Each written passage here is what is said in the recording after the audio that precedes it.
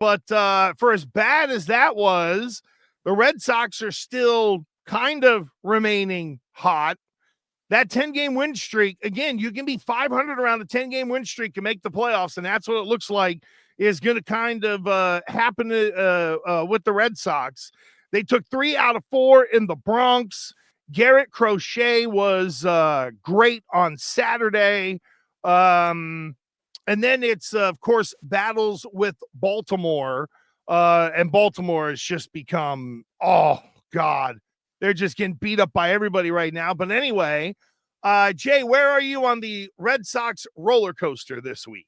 Do you want to do your little wee thing for everybody? No.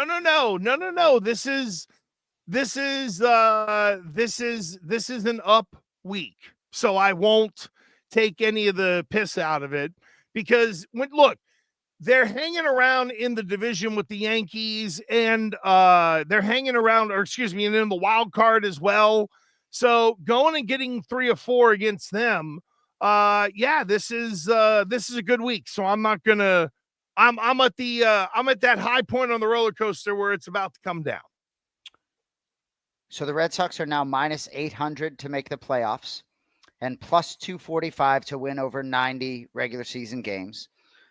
In terms of what happened in Yankee Stadium, first of all, the fact that they won 8 straight, was it, against the Yankees this season, and they had clinched the series against the Yankees prior to, I believe, Saturday's game, which very well could matter as these teams sort of battle neck and neck for the top 2 wildcard spots, when it really does feel as though the Blue Jays have had a stranglehold on the division, even though there's a lot of baseball left to be played. Cody and John went to Saturday's game where the Red Sox won 12-3 in Yankee Stadium. Our producer, Cody Merrill, my brother, John. Cody went to multiple games over the weekend.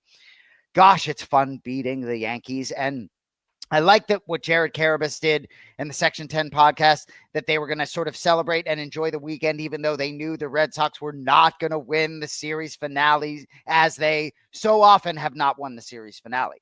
You know, to me, the starting rotation, though, still remains shaky. I don't really have necessarily championship aspirations for this team, but what I will say is I think it all really depends on how they peak. I think that when we're sitting here on September 20th, are they sort of trudging along, or have they gone on any type of stretch? I think that if you get in the postseason, you can make your momentum in that first wild card round, but I think it's all going to come down to the starting rotation. I think Aroldis Chapman having the best season he's had, and I believe in this lineup, he's been great tremendously. How about that leg kick with Garrett Crochet too? Well, here's the good and the bad of kind of where I see where the Red Sox stand. They're making the playoffs. I don't think they're gonna blow this. They're in a pretty comfortable position. And when you look below the wild card cut line, Jay, it's Kansas City, Texas, and Cleveland. None of those teams are going to get hot to steal a spot. So whether the Red Sox are the first wild card or the third wild card, I feel like they're pretty secure. Now, everybody made a big deal about them signing players who are already under their control to long-term contracts. And in some instances, it can be good.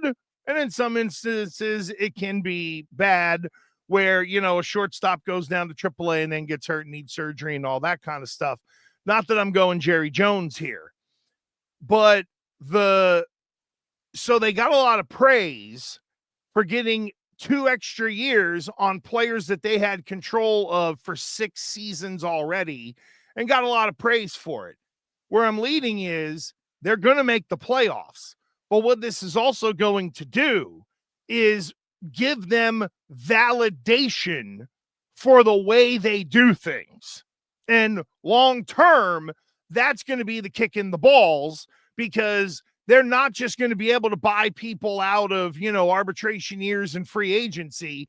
They're going to have to spend some real money at some point, because they still need a franchise player, like the way Aaron Judge is with the Yankees. I think that, like, there are a lot of really good players on the Red Sox and guys that you can admire, like Jarren Duran. But, you know, that, like, when we were younger, Jay, we knew we could turn it on and we were seeing either Manny Ramirez or David Ortiz. those kinds of guys, I think they're still on the look for, and they're hoping that Roman Anthony develops maybe into one of those. But at you're the gonna end of turn the, on the TV and you're gonna see Roman Anthony. And I that's gonna mean, be and you know, we talked a lot about Alex Bregman, who frankly, look at his numbers. Yes, they should have locked him up because he may demand more money. But there's a lot of different things, right? But in my mind, as a Sox fan, Anthony and Crochet both signed to team favorable deals. There he is with the Red Sox hat. Go ahead. right. Well, Well, and Cody was soaking it in this weekend down there in Yankee Stadium. How nasty was it? Well, it's my favorite place to watch the Yankees lose is Yankee Stadium. It's one of my favorite stadiums for that reason. But it's a fabulous stadium. Got to see it with Jason's brother John. It was an awesome time, great experience. But I wanted to just get on and share my experience from a firsthand perspective about this team and what you guys were saying. The energy of this team, I think, is palpable. You can feel it. They're all in the front of the dugout. Every single player, every time a base hit or some extra base hits happen, they're doing the airplane. You know, everyone in the stands doing the airplane dance. It's an amazing feeling. And like Jason said, you know, Crochet, I mean, he's as advertised. The guy's an absolute hoss. When he gets on the mound, he's got that kind of Kurt Schilling vibe, power pitcher, deliberate to the plate. I thought seeing Brian Bayo on Thursday, he was absolutely masterful. He looked like a complete number two, looked like he had shades of Pedro in him. And I just wanted to share one thing. The guy that you're talking about, I mean, on Thursday night, your first home run in Yankee Stadium. Look at And the bat flip.